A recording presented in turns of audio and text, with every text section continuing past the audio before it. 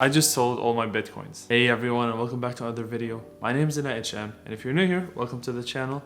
On this channel we talk about crypto, finance, and some magic here and there. I don't know where the magic videos are, but they might be coming. And in this video I'm gonna tell you why I sold all my bitcoins. Now I know what you're thinking. You're thinking that I have paper hands, you're thinking that I'm disloyal to Bitcoin and that I'm not a true believer in Bitcoin. But hear me out and like the video while you're at it. But here's why I actually sold my bitcoins. And no, it's not because I don't believe in Bitcoin anymore. And no, it's not because I'm done with Bitcoin and I made my profit and I'm out of it. Let's go back to January 2021, where Bitcoin was approaching a new all-time high of $40,000. It's crazy that we think about it because right now $40,000 is cheap and people would do anything to get Bitcoin back to $40,000. Anyway, when it reached $40,000, I was at a decent profit already from my position because my average was way lower than that. So I decided to sell my bitcoins at $39,000 to $40,000. And no, I do not regret that decision, and I'll tell you why. There are two reasons why I sold. The first reason might be obvious to you guys, and the second reason might not be so obvious, and that's why I really want you to hear about it, because I need you to benefit like I did. Because yes, this was beneficial for me more than actually me losing on the $20,000 extra profits I would have made. The first reason why I sold my bitcoins at 40K is because I believe Bitcoin was facing a resistance that it might have issues on penetrating. So I gave myself two reasons why I should sell my Bitcoin. And that is, number one, it is that $40,000 is almost, or is double the previous all-time high of $20,000 that we got back in 2017. So I thought that at 40,000, many people are gonna have enough and they're gonna sell and make profits.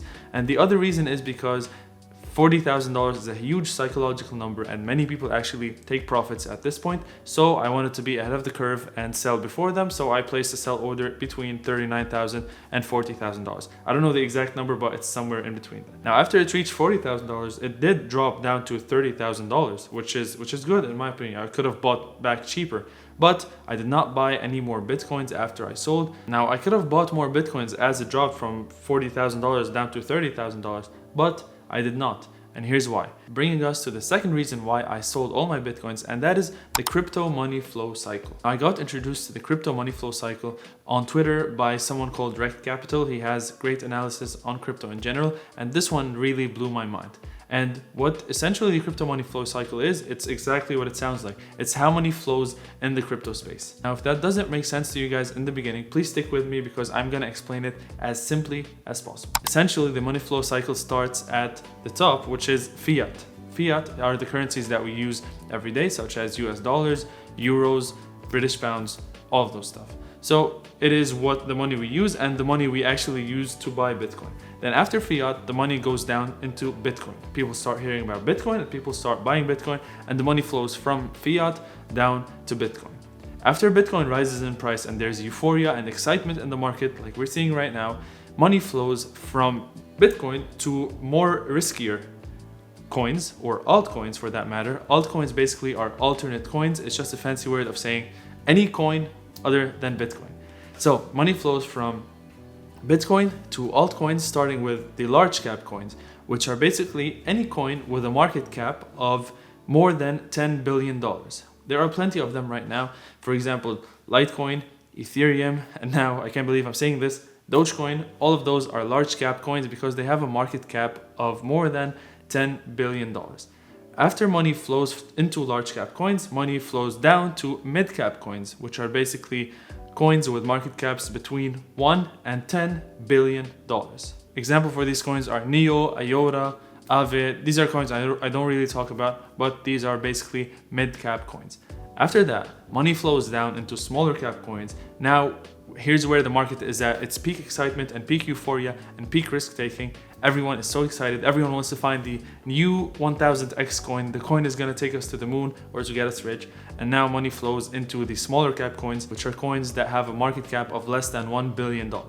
Anywhere from $1 million all the way up to $1 billion. And here are where people make the most money, and here are where people lose the most money, because many of those coins are actually shit coins and they won't reach anywhere in the future. That is if they're not actually scams. Moving on, let me explain this in a bit simpler way if you haven't caught it already. So you start off with US dollars, people then buy Bitcoin with those US dollars or euros or yen or whatever currency they're using. After they buy Bitcoin with that, then they start taking risks after Bitcoin goes up and money starts flowing from Bitcoin back to large cap coins, which are larger cap coins and which are less risky, if you will, and then it goes to mid cap coins, which are more risky, and then maximum risk taking happens after money flows into small cap coins. And hence the reason why I actually sold my Bitcoins. I believe that after Bitcoin reached $40,000, I thought the money is going to start flowing into altcoins, and it actually did. Even though Bitcoin went all the way up to $60,000, which is insane gains, I actually put my money in altcoins, which actually outpaced Bitcoin. And the reason they outpaced Bitcoin and outperformed it is because essentially smaller cap coins are easier to move. For example, let me give you an example. Let's say a $1 billion market cap coin. Basically, in order for that to double, for example, let's say a $1 billion cap coin costs $1 per coin. For that coin to go from $1 to $2, the market cap has to increase from $1 billion to $2 billion, roughly.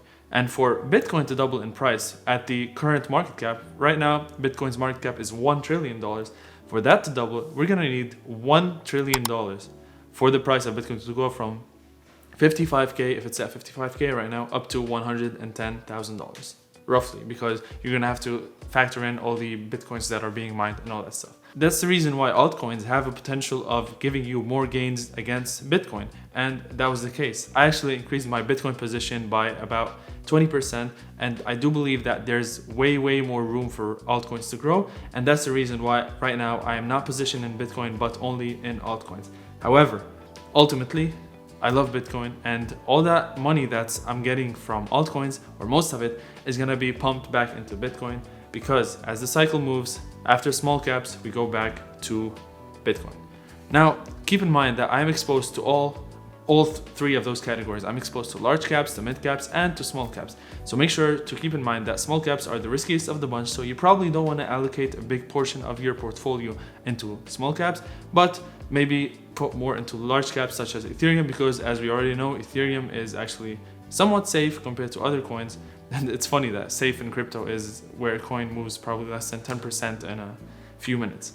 So make sure you manage your risk accordingly and according to your comfort and what you believe is enough. And that's it. Right now for me, being positioned in altcoins is the smarter thing to do in my opinion. But if you're someone who doesn't really like to take risks or is not much of a risk taker like myself, I would recommend you maybe stick to the top two, such as Bitcoin and Ethereum. However, I do believe that you are going to miss out on potential gains. However, if things were to go bad and the market would crash, someone who has Bitcoin and Ethereum will probably suffer the least, because they are the biggest of the bunch and they are the more stable of all the other cryptos. But personally, I'm more of a more risk, more reward. However, I am fairly exposed to large cap coins and mid cap and small cap coins. So I'm not overexposed to the small cap or the risky plays. However, I would like that because that might mean bank. However, you have to manage your risk accordingly and always account for things going wrong and not the way we plan them to go. Now I need to hear your opinion, guys. Do you think Bitcoin is superior to all of them, and should you always be invested in Bitcoin and should you never sell Bitcoin? Or do you actually agree with putting money into altcoins and then actually increasing your portfolio against Bitcoin and then maybe dump your money back into Bitcoin? What do you think? Let me know down below in the comments. Also, if you want access to my portfolio and know exactly what I'm buying and selling and what I'm holding, you can check the link in the description for my Patreon. Also, you can get up to $250 in free Bitcoin if you join using the link in the description called BlockFi. Check it out, use the link. I get some cut if you actually use it. However, it's at no additional cost to you guys. Thanks for watching. I really hope you enjoyed this video. Like the video if you did. Subscribe if you're new here, and I'll see you on the next one. Peace out.